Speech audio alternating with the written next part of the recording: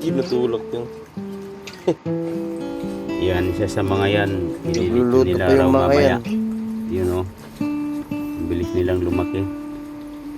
Mahalang lito ng native Yan. na baboy. Tas ito Tsaka yung masarap. bulugan. Okay? Ayan na ang kauna-unahang nililitsyon sa mga biik. Ano na yata yan? Nasa palagay ko nasa 4 to 5 months na yan.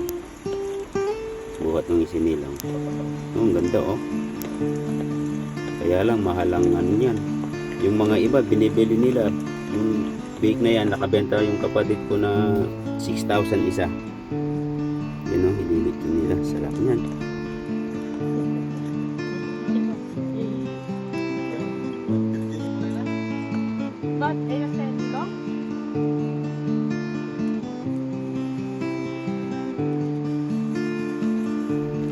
Buti si Rodel natuto na rin maglitsyon.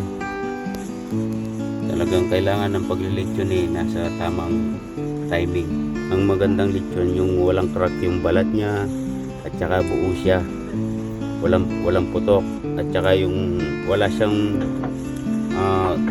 guhit na maagos yung dugo pag iniikot mo siya. Kailangan wala siyang dugong lumalabas sa kanyang katawan.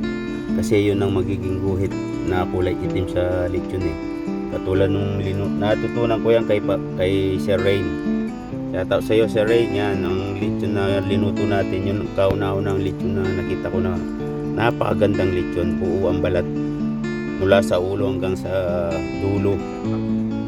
Tsaka ang sarap. Lutong-luto, walang dugo sa loob. Ang lambot-lambot. Perfect na perfect ang pagkaluto. Yan, matututo rin si Rodel dyan. Then, shoutout sa iyo boy. Galing mo maglechon na. Ang ganda ng pagka mo sa uling mo pagkapaikot. Good job Rodel. Pwede na pala tayong magsimulang mag-business sa mga gustong umorder ng lechon. Pag may party, yan pwede nating gawin yan. Siguro pwede nating umpisahan yan na sooner or later, try natin, di ba? May mga baboy naman tayo na native. Kaya kailangan maparami natin yung mga native na baboy sa ating paligid. At kahit saan bahay sana mayroon silang native na baboy. Yung may mga pesto sa backyard, ganun. Pwede sila mag-alaga ng baboy parang nung unang panahon. Yung nanay ko, may manok kami, may baboy kami. Pero native. Yan.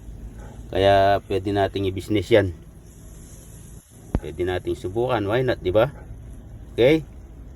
God bless sa inyo guys. Bye for now.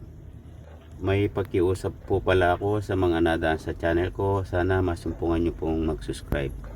Lalong-lalo na po sa mga Filipino content creator na ang layunin nila sa kanilang mga channel ay napakabuti. Sana masuportahan po ninyo at especially kami pong mga OFW. Marami pong salamat at mabuhay ang Pilipinas. Bye for now.